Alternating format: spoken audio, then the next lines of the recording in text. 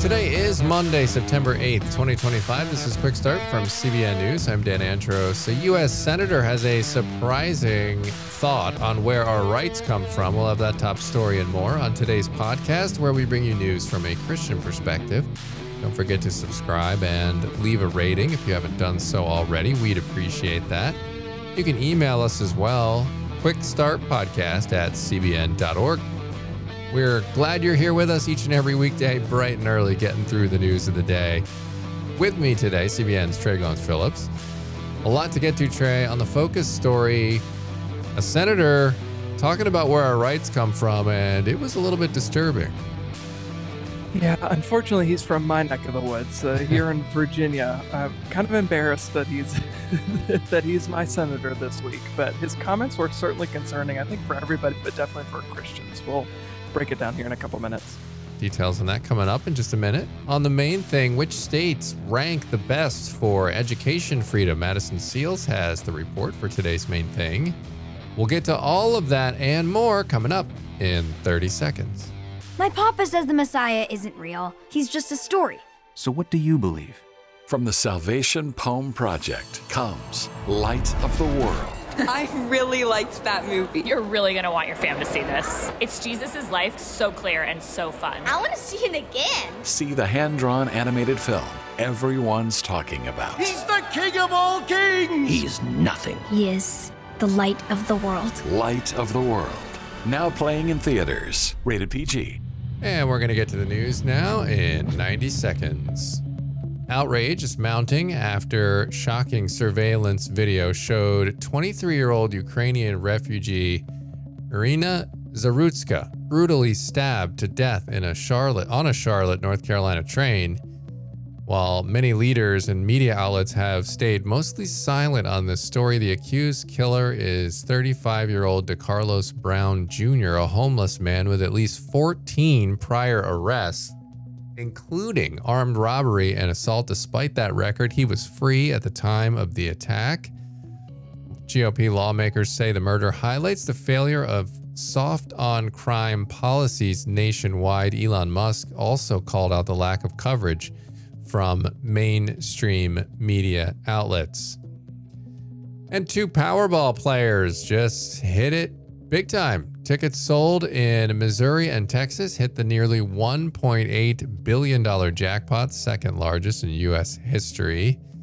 The winners will split the prize, and they can either take $410 million cash or choose annual payments that grow out by 5% each year. And at the box office this weekend, Light of the World, a Christian film, came in 9th at the box office with $2.4 million total. Those are just some of today's top headlines. You can check out these stories and more over at cbnnews.com. Obviously, you've been hearing the ads for Light of the World, and obviously it's a solid showing against some pretty stiff competition from major productions that were out there. Conjuring, Hamilton, Caught Stealing, all the Fantastic Four, Bad Guys 2. A lot of Superman still out there now. Been out there for a while. But nevertheless, they got up there in the top 10, so nice job there by Light of the World. Now, Trey, I don't know if you've seen the video. I don't know why. I guess I was reading the story on it and saw the video of this attack, and it's just so senseless. You gotta just scratch your head and say, what in the world is going on? So I would advise you not to watch it. Even the edited version is just so disturbing. They don't show the actual attack, but you can see this homeless man is just sitting on the train, and when it stops, it's essentially more like a subway. And she gets on the train, sits right in front of this guy, and is just sitting on her phone, minding her own business. And this guy, for no reason at all, pulls out a knife, and then they don't show it, but you can see he's about to attack her. And then he just calmly walks off the train like nothing had happened. There's blood dripping down from the knife. And a lot of the people don't even know what's going on there. They had no clue. And it's just so sad and shocking. Zarutska, she had fled Ukraine after the Russian invasion there, only to then get murdered over here. And so just really sad, and praying for everybody involved there. It does just highlight, one, how fragile life is, how tragic this life can be because we live in a broken world. But it just highlights the need to know Jesus, to know what your eternity is going to look like. Yeah. But these kinds of stories just leave me with little to say, right? Because it's like I can't even fathom somebody doing this kind of evil against another human being, knowing that we're all image bearers and made in the image of God and we're invaluable because of that. Yet, because we live in this sin-filled, broken world, people are still capable of such horrendous evil. But it's hard to really even come up with the words to say to talk about a story like this. Yeah, it's truly shocking and saddening, even in today's world when we've seen just about everything, and then you see just something totally senseless like this, and it's especially just, like you said, somebody fleeing war, violence and brokenness in their own country to come here and experience this. For sure. And listen, as a Christian, you want to give people a second chance. And this person had dozens of crimes on their record. And it's just like, at what point do you just say, listen, this person is a menace to society and they need to be locked up? And hopefully people take a closer look at what in the world was going on. This person was out roaming free, clearly disturbed. And it's just really sad. And our prayers go out to everyone involved there. All right, we are going to go to the focus story now. And as we mentioned at the top there, Senator Tim Kaine made some eyebrow-raising comments about where our rights come from and who's kind of the ultimate authority. So what did he say? Yeah, so at a Senate Foreign Relations Committee hearing earlier this month, Tim Kaine described the idea that rights come from our Creator rather than from, not from laws or the government. He called that extremely troubling, the idea that somebody could think that those rights were innate. He went on to say the notion that rights don't come from laws and don't come from the government, but come from a creator. That is what the Iranian government believes. And again, reiterated how troubling he sees it to believe that our rights are put there by our creator, really kind of repeating what the Declaration of Independence says, right? That our rights come from our creator. He thought that was incredibly troubling. His overall point was, we're not a theocracy and we shouldn't be, we need to push back against, kind of reading between the lines, Dan, I think he was saying we need to push back against this dark and menacing Christian nationalism, which is kind of the boogeyman that so often the left goes after, but we don't know exactly what that is. Yeah. How did others respond to his comments? Yeah, so Senator Ted Cruz, he criticized Kaine. He called it ironic that someone from Virginia would reject principles put in place by Thomas Jefferson. On X, Cruz wrote, "The casual condemnation of America's founding principle is exactly what is wrong with today's Democratic Party. Government protects our God-given rights. It does not create or destroy them." And then others pointed out that Kaine's stance obviously contrasts directly, as I just mentioned a minute ago, with the Declaration of Independence, which states that people are endowed by their creator with certain unalienable rights. And then also Bishop Robert Barron, he's the Archbishop of the diocese over a diocese in Rochester in Minnesota. He said, "I just found it so outrageous and really so dangerous to our democracy that Kaine would say what he said, and of course condemned his comments." So let's talk about the biblical view here on this. How should we be looking at it? Well, I mean, even like we said in that first story that we were talking about everybody being created with, we're created in God's image and therefore have innate value that can't be taken away from us. That's the reason why we see these senseless crimes and violent crimes committed by human beings against other human beings as so deplorable, and we kind of look away from them, and it's hard to even fathom them and come up with the words to say to condemn them, because I think all of us innately know that we have value as human beings. That's what Scripture says in Genesis, right? We're created in the image of God. He created male and female in his image, and from that we realize, okay, we have certain value, and then because of that value, we should have rights granted to us, or we do have rights granted entrusted to us by our innate value. And our laws, like Senator Cruz said, are put in place not to give us those rights, but to enshrine them and protect them and to put bumpers around them to make sure that, okay, we all agree that as human beings we have this value. Now we're going to create laws that kind of puts a hedge around each of us to protect those rights that we each inherently have.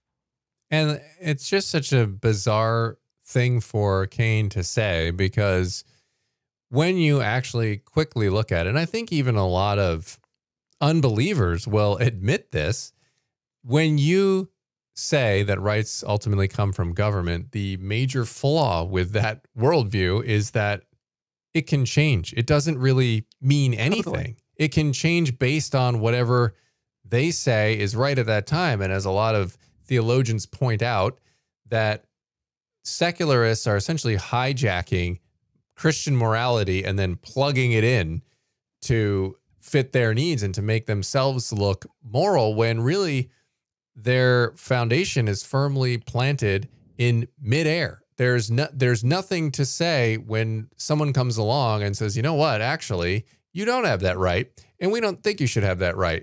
If rights come from government, well, they're going to shift constantly. And of course, it leads to obviously bad things, because what if a government says, hey, we think it's okay to enslave a certain race of people? Now you have to say, well, I guess the government said that's what we should do, so therefore it's going to be that way, and we just have to like it. The logic doesn't work out, and it leads to very, very horrible things, as evidenced by other nations throughout history that have tried to do it. Yeah, well, I think the comments from Tim Kaine are kind of peak relativist ideology, right? Because the point you're raising is a good one, because then you could make the case, well, why are you so outwardly disagreeing with, pushing back against, wanting to repudiate the policies and principles put in place by Donald Trump? He's the leader of the United States government. The government institutes our rights. It institutes our values and our freedoms. That is the origin of all of our worth. And who are you to disagree? Who are you to disagree with it? You know, you can wait until the next administration comes in, and then they can be the moral arbiters. But for right now, according to your worldview, the government is the arbiter of morality, and the president of the United States is certainly the chief arbiter then of our morality. So yeah, I think the relativism there is. It's ironic to see somebody who's kind of leading the resistance right now on the Democratic left to be making the case that he's making. Yeah, and a lot of people have felt that, okay, there are definitely some far leftists in the government who believe these sorts of things, but they aren't necessarily so blunt about it when they're speaking in public and at a hearing or in a venue like that, where it's kind of like, whoa, we took the mask off for a minute there and got a full look under the hood, and it wasn't pretty. And so, yeah, you don't see that much. And hopefully, given the large response that Kaine has received from this negative response, hopefully they'll maybe potentially rethink the worldview there and hopefully land in a better place, because that is certainly not the road that we want to go down. If we value our freedoms, if we value Christian morality as well, because going in that direction, certainly it never ends that way. But appreciate you bringing that one to the podcast today, Trey. And which states are the best for education freedom? Well, the details on that coming up in 30 seconds. My papa says the Messiah isn't real. He's just a story. So what do you believe? From the Salvation Poem Project comes Light of the World. I really liked that movie. You're really going to want your fam to see this. It's Jesus' life, so clear and so fun. I want to see it again. See the hand-drawn animated film everyone's talking about. He's the king of all kings. He's nothing. He is the light of the world. Light of the World. Now playing in theaters. Rated PG. The Heritage Foundation released the 2025 Education Freedom Report Card, which evaluates how well states advance education freedom for K through 12 students and families. Jonathan Butcher, acting director for the Center for Education Policy at the Heritage Foundation, talks to Madison Seals about the states that stand out and why. That's today's main thing. Jonathan, can you tell me more about what all criteria this report card looks at and what the ranking is based on? Certainly. So most rankings of education policy and laws around the country, they look at how much money taxpayers spend on education, or they will simply look at the test scores of coming out of a state. And while those are useful indicators, they don't give you the whole story of what is actually available to students and families. And so our report card gives a ranking based on education choice, whether or not parents can choose how and where their children learn. We look at transparency and whether or not a state is protecting the civil rights laws, or it is forcing students to attend schools where boys can use girls' bathrooms, for example. We look at teacher freedom, the ability that teachers have to direct what happens in their classroom. We look at the return on investment, which of course ties to test scores, because then it looks at how much taxpayers are getting in return for what they are contributing to the student test scores in a state. And this year, a new addition is the element of civic education and how states are doing in preparing young people to be citizens. Yeah, and that's so important because, like you said, if we base everything off of just test scores, that doesn't really give us a great picture of what students are actually learning, and what they're learning could be very simplistic, and that's why they're scoring so high. So it is so important to look at these other things. And just to add to what you were saying just then, is that if you have the average test score for a state, that doesn't tell you anything about the gap between students at the top and bottom of the income scale, or students from different demographic backgrounds, right? I mean, if you know that the average score in a state happens to be the highest in the country, what about those students in the inner city of whatever that state may be, whether it's Boston or Chicago or LA? What's going on with those students? Do they have options? I mean, what is being done to help those students bridge that gap so that they have the same chance at a great life and the American dream that other students do in that state? Can you talk about some of the states with the highest rankings on this year's report card? So fortunately, our scores actually do point to some of the states that have managed to close the achievement gap over the recent years. So Florida ranks first overall, and that happens to be a state where the achievement gap has in fact gotten smaller, especially in recent years in the main subjects of math and reading in particular. Arizona ranks number 2, Idaho ranks number 3, Arkansas and Louisiana round out the top 5. And for those that follow education policy, they'll notice that Louisiana happens to be one of those states that has greatly improved its reading scores in recent years. It happened to be one of the states with the highest improvements in reading scores on the last nation's report card. So between closing the achievement gap and reflecting a improvement in states that have been at the bottom for a long time, our rankings give a good picture of that. You said in the press release for this report card that it's been a banner year for education freedom. Can you talk about what you mean by that? Absolutely. So ranked number 3 overall and ranked number 8 in our education choice ranking is Idaho, who adopted a new private school choice option this year. It's a very expansive option that has a broad eligibility provisions.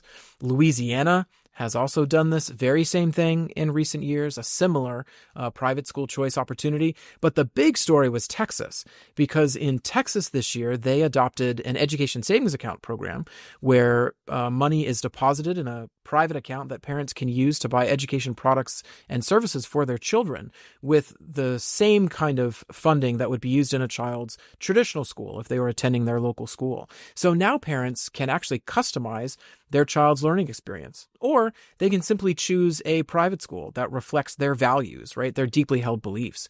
With the passage of this great opportunity in Texas, it now means that more than half of all students in the United States have access to some form of private scholarship option, either in the form of a school voucher or an education savings account.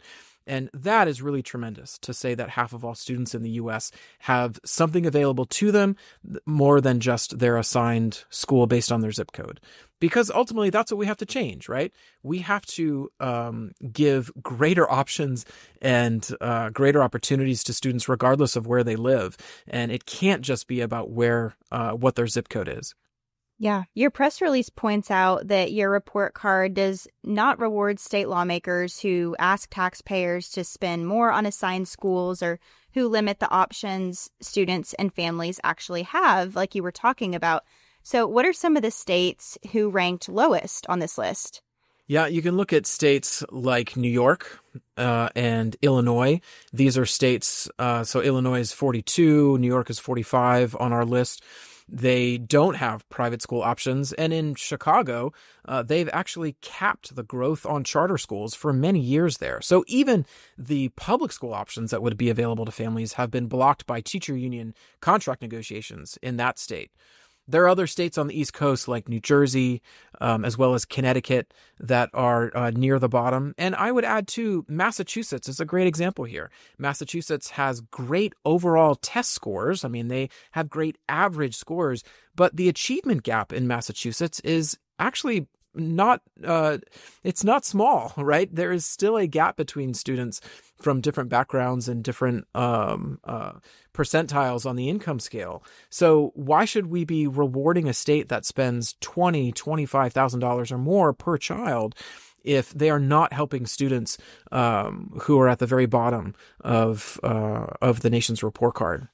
Yeah, and this is also important for parents to consider as they're looking at what their state actually offers in terms of education. Do they have education savings accounts? Is there anything else that you think is important for people to understand, not just about this education freedom report card, but just in general about education freedom? Well, sure. Our message is that every child deserves a great opportunity to succeed in school and in life. And our report card is meant to reflect the work of policymakers in states where they are adopting parent bills of rights that keep parents at the center of their child's learning experience, that give parents options when their local school is failing to meet a child's needs, or, as is very common today, is teaching material that doesn't align with that family's values, and that family should have the opportunity to choose another option for their child. And this is what all Americans really can gather around, right? We can agree that every child deserves a great opportunity, and you can create education savings accounts, expansive charter school options without jeopardizing what's happening in assigned schools. All right, Madison, appreciate that conversation there. That's going to leave us with time on the podcast today for one last thing. Well, given our conversation, I thought Psalm 139, 13 through 16 would be fitting. It says, "For you formed my inward parts, you knitted me together in my mother's womb. I praise you, for I am fearfully and wonderfully made. Wonderful are your works, my soul knows it very well. My frame was not hidden from you when I was being made in secret, intricately woven in the depths of the earth. Your eyes saw my unforeseen substance, and your book were written, every one of them, the days that were formed for me, when as yet there was none of them." Yeah, and absolutely the one who knows that and can do that. Obviously, that's where our rights come from, not from some man-made government or structure that has come along afterwards. That's not the ultimate arbiter of what's right or wrong, or what we're allowed to do, not allowed to do, as far as rights go, and what we should be allowed to do and shouldn't be allowed to do. That comes from God. That comes from our Creator who knows us so well, as Psalm 139 wonderfully points out. All right, that's where we're going to leave it for today's podcast. As always, get on over to cbnnews.com and faithwire.com for more news from a Christian perspective. God bless. See you back here tomorrow.